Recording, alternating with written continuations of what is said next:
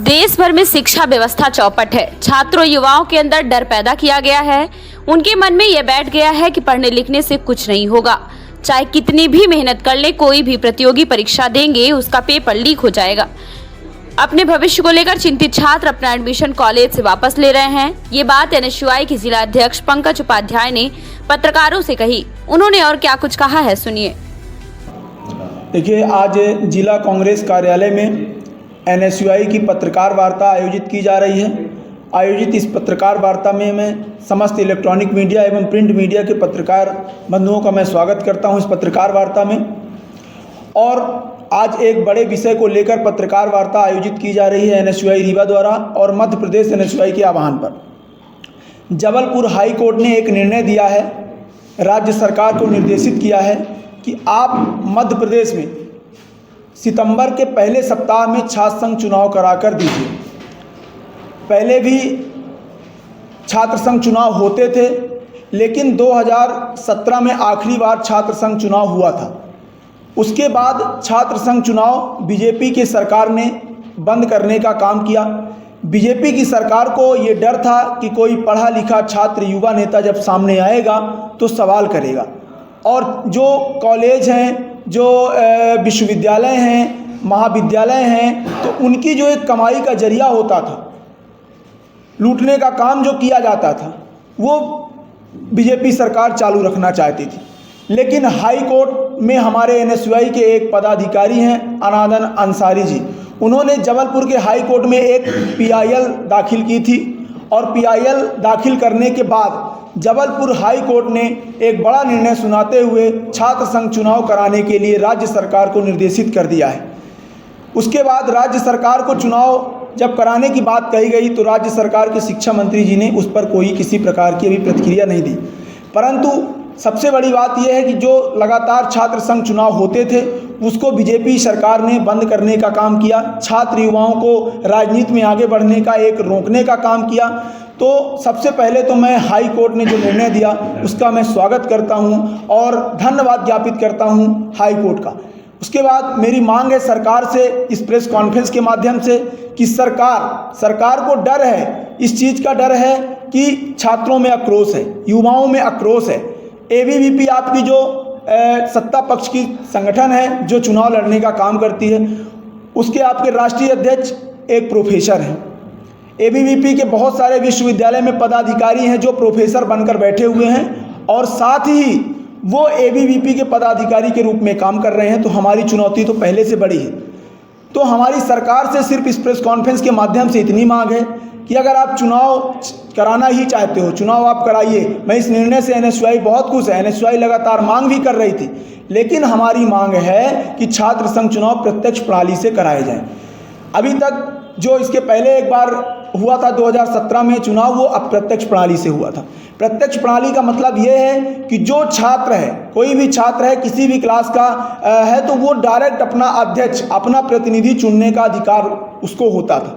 लेकिन अब जो है अप्रत्यक्ष प्रणाली में ये नियम है कि पहले कॉलेज में सीआर बनेगा, फिर सीआर बनने के बाद वो डिसाइड करेगा अध्यक्ष। तो खरीद फरोख्त की भी राजनीति इसमें होती है। तो मेरी मांग है कि प्रत्यक्ष प्रणाली से चुनाव कराकर छात्रों को अपना नेतृत्व चुनने का एक अधिकार स्वयं को देना चाहिए। और ये एक राजनीति में जो लोग जाना चाहते हैं, ये एक पाठशाला की शुरुआत होती है। बहुत सारे लोग हमारे यहाँ से, बहुत सारे नेता, चाहे अर्जुन सिंह जी की बात करें हम, चाहे स्वर्गीय श्रीनिवास तिवारी जी की बात करें हम, ये सब इसी कॉलेज से, इंजीनियरिंग कॉलेज से, टीआरएस कॉलेज से, विश्वविद्यालय से निकले हुए छात्र नेता थे और इन्होंने देश प्रदेश में अपना नाम बनाने का काम किया।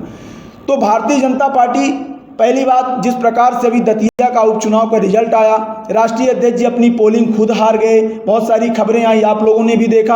तो इनको डर है, ये छात्र संघ चुनाव कराते हैं, ये बड़ी बात है, करा पाएंगे कि नहीं करा पाएंगे। लेकिन मैं इस प्रेस कॉन्फ्रेंस के माध्यम से ये भी कहना चाहता हूँ कि जो आपके विश्वविद्यालय हैं, जो महाविद्यालय हैं, इसमें जो प्रोफेसर बैठे हुए हैं और साथ में प्राध्यापक बैठे हुए हैं, शिक्षक बैठे हुए हैं, वो एबीवीपी के पदाधिकारी के रूप में काम करना बंद कर दें।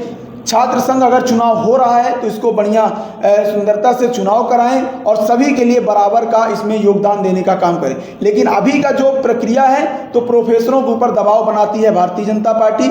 ये डिप्टी सीएम जी का शहर है और ये आपके राष्ट्रीय अध्यक्ष जी का शहर है, तो मेरा उनसे भी निवेदन है कि चुनाव को प्रत्यक्ष प्रणाली से कराने की मांग करें। और अगर आप सच में युवा नेतृत्व निकालना चाहते हैं, हाई कोर्ट के निर्णय का पहली बात तो आप पालन करिए, उसके बाद आप चुनाव कराते हो तो प्रत्यक्ष प्रणाली से चुनाव कराने का काम करें। और मैं इस निर्णय का NSUI जोरदार स्वागत करती है कि छात्र संघ चुनाव बंद होने से हम लोगों की जो छात्र राजनीति होती थी, जो हम लोग, हमारी मांग भी है कि इस पर एक विषय भी होना चाहिए कॉलेजों में, स्कूलों में। ये प्राथमिक पाठशाला है, जो छात्र राजनीति में अपनी आगे वो देख रहा है कि हमें आगे जाना है, तो उसके लिए एक भूमिका भी मिलनी चाहिए। वो भी अगर चाहता है तो वो उसको आगे के लिए एक वो मिलनी चाहिए। शिक्षक जो है RSS और ABVP के दम पर चुनाव लड़ने का काम करेंगे, लेकिन मेरी मांग है कि RSS, मैं पहले भी कई बार विरोध कर चुका हूँ विश्वविद्यालय में। पहले भी मैं कुलपति साहब को, TRS प्राचार्य मैडम को, बहुत सारे टीचरों को मैं पहले भी बीजेपी का नेम प्लेट, पट्टा, गमछा भेंट करने का काम कर चुका हूँ, जो एक पदाधिकारी बनकर काम करते हैं। लेकिन मेरी मांग भी है कि आप सब ये सब लोग छोड़ के, अगर चुनाव हो रहा है तो लोकतांत्रिक प्रक्रिया का सही से पालन करें। किसी प्रकार का घोटाला, ये जो आप प्लान करते हो, ये बंद करो।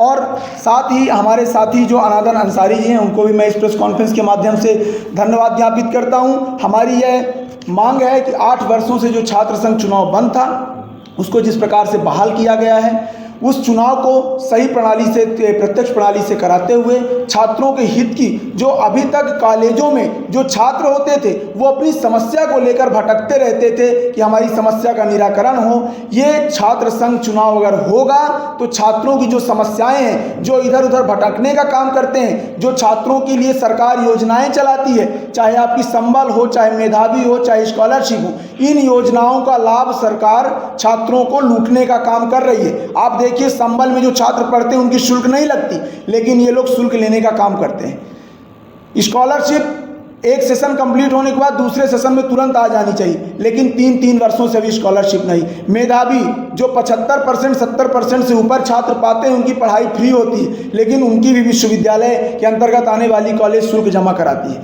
फिर कहती है आपकी वापस की जाएगी। 3-3 वर्षों से वापस नहीं आई।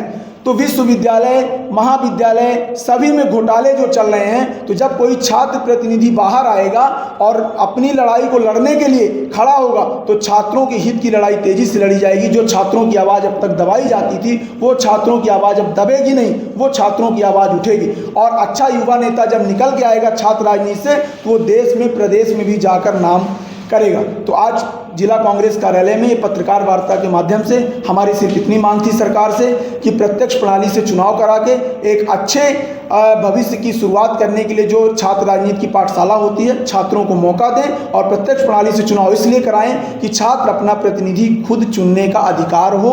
और छात्र राजनीति में जो अपनी भूमिका निभाना चाहते हैं, मैं उन छात्र छात्राओं से भी अपील करता हूं इस प्रेस कॉन्फ्रेंस के माध्यम से कि अगर आप अपना भविष्य राजनीति में देखते हो तो आइए, यही मौका है, आप सब लड़िए। और ये हमें राजनीति में जाने के लिए एक प्लेटफॉर्म मिला है, हम सब मिलकर इस चुनावी प्रक्रिया में भाग लेते हैं और एक अच्छा जनप्रतिनिधि चुनने का काम करते हैं। इस छात्र संघ चुनाव की बहाली का मैं स्वागत करता हूं। NSUI डॉक्टर ऐप वास्तव में बहुत ही फायदेमंद है। दूर दराज से लोग मरीजों को दिखाने डॉक्टर के पास आते हैं, उन्हें नहीं मालूम रहता कि डॉक्टर कितने बजे से कितने बजे तक बैठेगा। फिर डॉक्टर को दिखाते हैं, इंतजार करने के बाद फिर डॉक्टर जांच लिखता है, तब तक डॉक्टर उठ जाते हैं और उन्हें दूसरे दिन डॉक्टर को दिखाने के लिए इंतजार करना पड़ता है। खासकर दूर दराज के लोग जो काफ़ी दूरी से आते हैं, उनके समय की बचत होगी, परेशानियों से निजात मिलेगी। यह है आदरणीय TP सिंह द्वारा बनाया गया है, यह बहुत ही फायदेमंद है। मैं उनको बहुत बहुत हार्दिक बधाई एवं शुभकामनाएं देता हूँ। जय हिंद, जय भारत।